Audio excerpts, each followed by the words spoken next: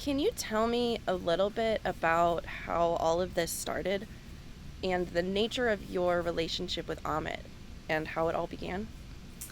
Yeah. Amit was a postdoc when I first joined the lab as a graduate student. Amit tried to help out at the beginning, but he's also very sloppy with keeping things sterile. Like he would get ethidium bromide, which is this cancer causing reagent, all over the place. You're supposed to be careful with it. Mike, our mentor, will say that it's not dangerous. Me, on the other hand, I don't want to risk that for my offspring. So a lot of us were women in the lab, and we all felt similarly. He would also forget to turn off his flame. He would just leave his burner burning, walk away, and we were all like, hey, you can't do that. Can you please pay attention to whether your flame is burning? He was just like, oh yeah, that's just me, ha ha ha, shucks. Mike would be like, well, Ahmed means well. Let's just give him some time.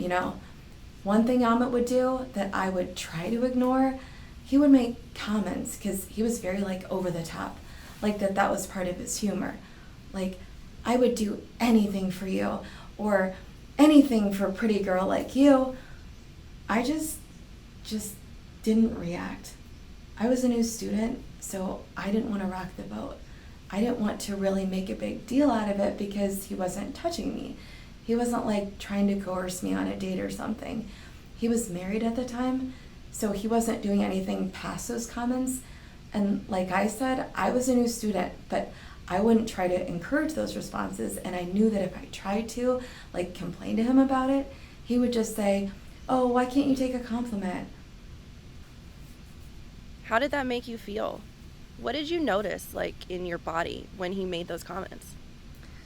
Uh, well, that's a good question. Physically, I felt like I tensed up just a bit because I have been assaulted in the past. And then emotionally, I was, it was just a little triggering. Emotionally, I just put up this wall. A part of it was just maybe I'm being too sensitive. And people might say that, oh yeah, India, generally patriarchal. And that might be the case, but it would be unacceptable to talk about your wife the way that he did and compare her to other women the way that he did. I've met plenty of Indian men who are complete gentlemen, so I don't consider that any kind of acceptable excuse.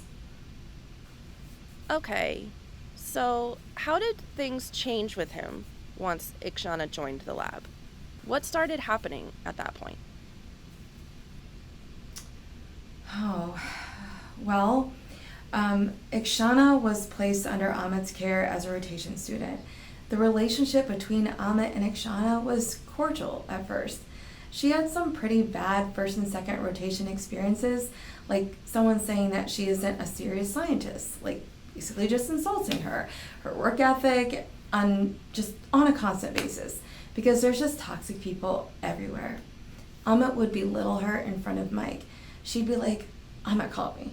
It was bad. It was so bad. She would come to me crying 3 or 4 times a week. So, multiple times a week, the things that Amit would say to her would just get to the point where she would break down, and it would take multiple hours to kind of console her and get her to where she could go back to working with this person who is just going to say these horrible things again and again. And you felt like you couldn't go to your mentor and actually get the support that you needed in that situation. Yeah, I was trying to be as neutral as possible because my mentor, Mike, doesn't like confrontation. I don't like confrontation either, but I had to be the one to get Amit to calm down and try to reason with him. I was like, Amit, you can't talk to women like that. You can't call them stupid and say that their mentor doesn't care about them. And he's like, oh, no, this is how we talk to women in my village all the time.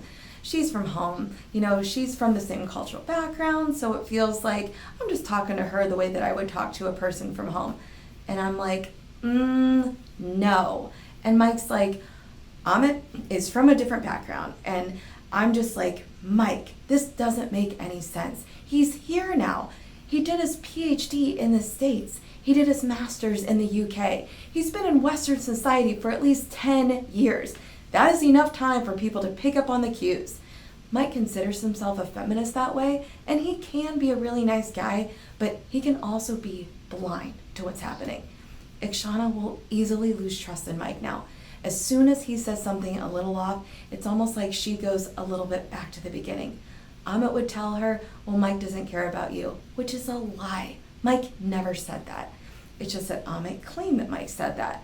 I was trying to explain this to Mike, and I was like, Mike, all of us are Asian. All of us have a strong sense of hierarchy. And he's like, yeah, but we're here now. And I'm like, well, you can't have it both ways. So, when it finally all came to a head, tell me a little bit about how that all affected you. How it affected you emotionally, how it affected you physically, how it affected your job, like your ability to do your work. Physically, I lost 10 pounds, which I could definitely not afford to lose. I weighed 90 pounds. I didn't even realize that I was losing weight. That's how out of it I was. It was definitely affecting my physical and my mental health too. When it got towards the end, I couldn't sleep with how angry I was. I felt like I was dealing with my own anxiety and stuff, on top of Ikshana being bullied, and then trying to make sure that I didn't antagonize Amit too much, because the more that I antagonize, he wouldn't take it out on me. He'd take it out on Ikshana, which was the crappy part of it too.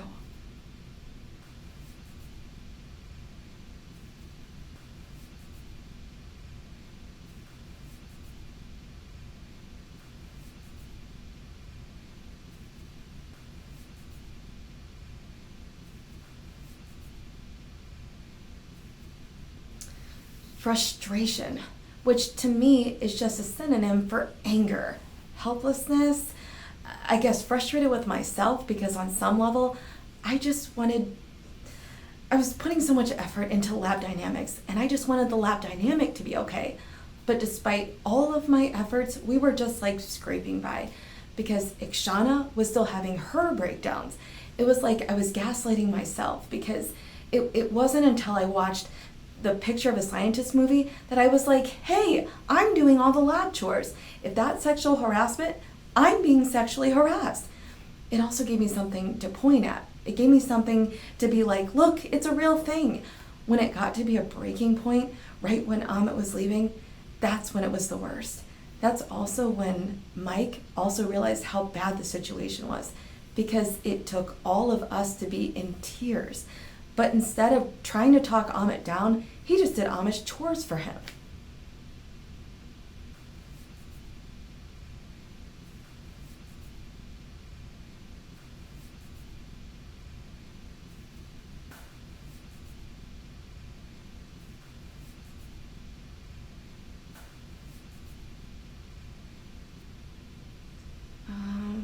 Well, it's influenced it a lot.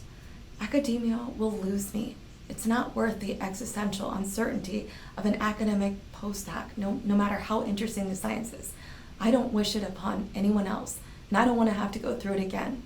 Because if I join another lab and I end up in another situation like this where I'm being invalidated by my mentor, and I'm trying to keep the peace, and I'm managing people's emotions and all things that they could take care of themselves. Growing up in science as an intern and an undergrad, a lot of the women who were my mentors, they would give me this advice, this invalidation, and not being taken seriously would become commonplace. But I need to know for myself that I'm doing the right things. I felt like they were warning me that terrible things were going to happen, but I didn't really believe their words until it happened to me.